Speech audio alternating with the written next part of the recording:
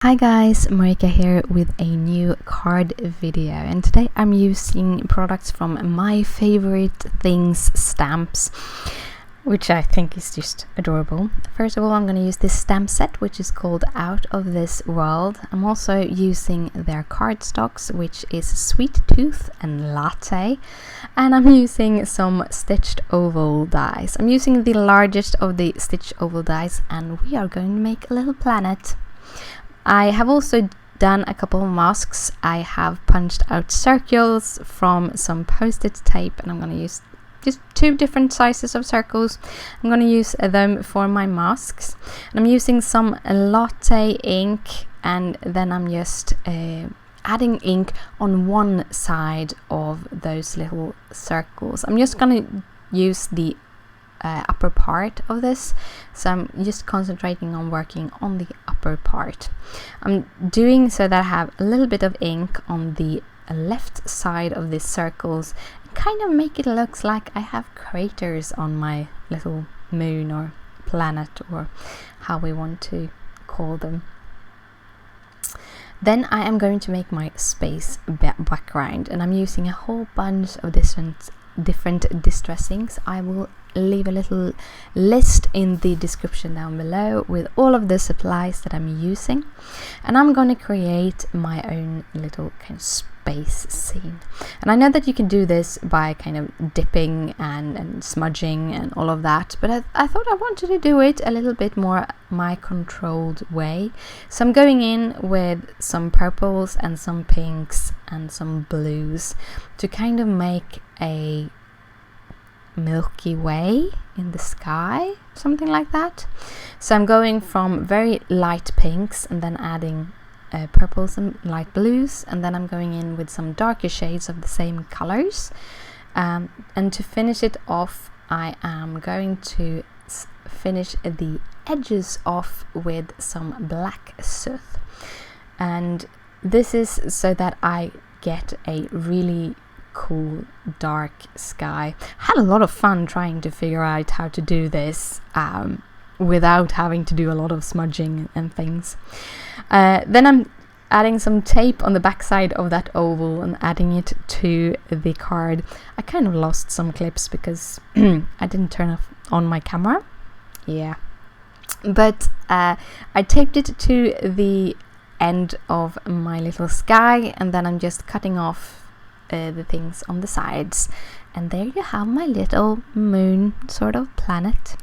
I'm gonna do some splashes, and you're gonna laugh at me because I put that little white paper there because I thought I would kind of raise it up and hide the planet so I didn't get my splatters all on top of the planet. But in my eager to start splashing, I forgot to raise it up. So the first thing that happens is that I splashes a whole bunch on my poor little planet. I'm trying to kind of smudge it away with my fingers and realize that it dried pretty fast on that cardstock. So I'm gonna hide it with my little alien a little bit later. But I put up the mask, and then I just add more of the splotches. I want them to look like stars in my Milky Way. So that is kind of the finished background, and I'm letting that go to dry on the side, and then I'm gonna stamp up some stamps. Today I'm going to do some Polychromos coloring. I'm using some hybrid ink from MFT, some black licorice.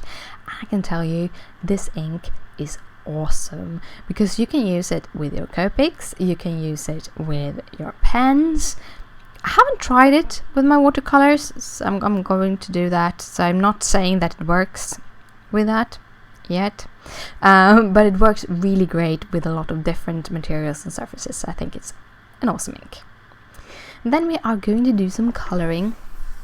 I wanted my planet to be kind of orangey, sort of look a little bit realistic, even though it's not realistic. And when I work with my Polychromos, I try to layer a lot. I try to be very light on my hand because I don't want to have that smooth surface. I'm not after a smooth surface. I don't mind that it looks like it's colored with pencils, because I want it to look like it's colored with pencils. It kind of gives that storybook feeling. And then I'm just layering on top, because layering on top of each other will kind of alter the colors a little bit and make them kind of fall into each other. And it will look differently if you add it on top or if you have it underneath. So you want to try out your color combinations a little bit. For the second image, I wanted it to be a metal spaceship. You know, those metal ones that you see in really old 60s movies. I kind of got a 60s vibe from these creations or these stamps, so I wanted to try them with softer colors.